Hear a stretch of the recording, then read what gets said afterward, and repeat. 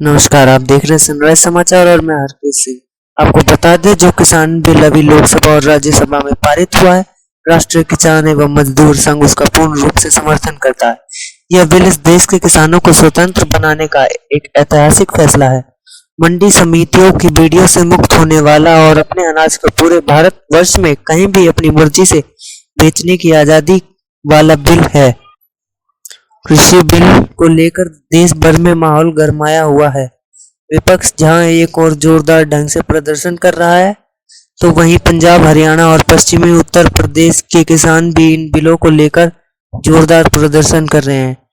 विरोध इसलिए है कि जिन लोगों ने लंबे समय तक शासन किया, अब मंडियों में उनका आधिपत्य खत्म हो जाएगा। यह संगठन पूर्ण रूप से इस बिल का समर्थन करता है और गांव-गांव जाकर इस बिल पर किसानों को प्रशिक्षण देकर भविष्य के फायदे से अवगत कराएगा। पंजाब में 25 सितंबर को किसानों ने भारी विरोध प्रदर्शन का ऐलान किया है। संसद में भी सरकार को इस मुद्दे पर विपक्ष द्वारा लगातार घेरा जा रहा है, हंगामा हो रहा है।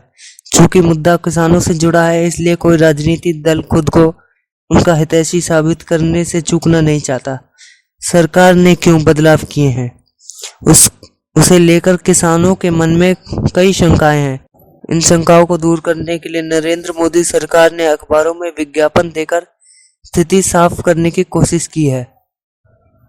आप देखिए हमारे संवाददाता भाईलाल की रिपोर्ट। दोस्तों नमस्कार, मैं अजय पाठक, राष्ट्रीय अध्यक्ष किसान एवं मजदूर संघ। मित्रों, आज हम सभी लोग यहाँ इसलिए एकत्रित हुए हैं, ये प्रेस कॉन्फ्रेंस इसलिए बुलाई गई है, किसान बिल को लेकर के। जो किसान बिल पारित हुआ और राष्ट्रपति जी ने उसको मंजूरी दी, उसी के चर्चा के लिए हम और आप यहाँ पे एकत्रित हुए हैं कि पिछले 40 सालों से हमारे देश में एक कानून चला आ रहा था। किसान अपने खून पसीने से अपनी जगह जमीन पे अनाज पैदा करता था, लेकिन वो अनाज पैदा करके जब मंडी में लेके जाता था, गाड़ी में, बैलगाड़ी में, ट्रैक्टर से, ट्राली से, अपनी साइकिल पे भर के लेकर के जाता था। लेकिन जो मंडी की व्यवस्था थी, वो मंडी की व्यवस्था, मंडी में पहुंचने के बाद मंडी के लोग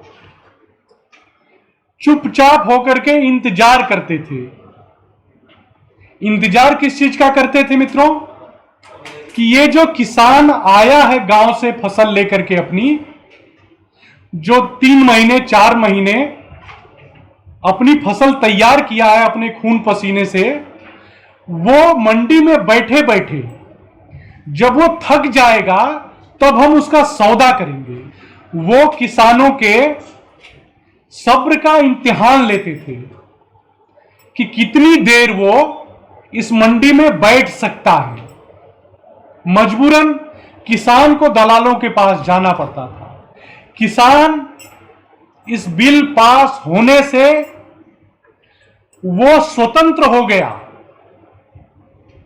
वो स्वतंत्र हो गया कि वो अगर आज इस मंडी में नहीं उसका अनाज बिक रहा है, तो दूसरी मंडी में जा सकता है, तीसरी मंडी में जा सकता है, चौथी मंडी में जा सकता है।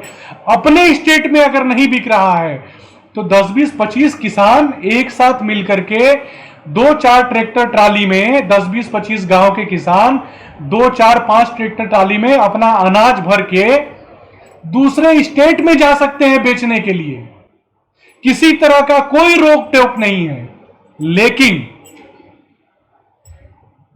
ये विरोध क्यों है इस चीज का, उसके बारे में भी आप समझिए कि इस व्यवस्था का जो नया बिल पास हुआ है, एक संशोधन और एक विपणन, इस बिल का विरोध किस बात का है? विरोध इस बात का है कि जो ये आज तक व्यवस्था बनी हुई थी, ये मंडी समितियों की व्यवस्था जो बनाई गई थी, ये पिछले 40-50 सालों के अंदर जो पार्टियां सत्ता में रही हैं उनके लोग ही वहां पे मंडी व्यवस्था के अंदर बैठे हुए लोग हैं।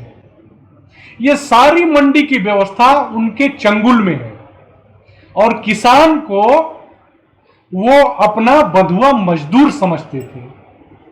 सारा का सारा विरोध इसलिए है कि किसान अगर दूसरी मंडी में चला जाएगा तो हमारे कार्यकर्ता क्या करेंगे। इन पार्टियों ने अपने कार्यकर्ताओं को वहां एजेंट के रूप में तैयार किया है। आप निकाल के देख लीजिए, मैं आपको एक चैलेंज करता हूं, किसी भी मंडी को निकाल करके देख लीजिए, अनाज मंडी या सब्जी मंडी में 90% किसी न किसी पार्टी से जुड़े हुए ही कार्यकर्ता हैं वहां पे, उनके पास ही वो व्यवस्था है। इसीलिए किसान आज के डेट में कहीं भी ना रोड पे निकल रहा है ना अपने, आपने अभी दिल्ली के अंदर देखा होगा, अभी 4-5 दिन पहले इंडिया गेट के ऊपर ट्रैक्टर को जलाया गया। ये किसान कभी नहीं कर सकता। मैं किसान का पुत्र हूं। किसान अपने हल को, अपने जो खेत में इस्तेमाल होने वाली चीजें हैं उसको लक्ष्मी के रूप में पूजता है। हम जिन चीजों को, जो हमारा भरण पोषण करता है, जिसको हम आदर्श और लक्ष्मी के रूप में पूजते हैं, हम उसको जलाने का काम नहीं करते हैं।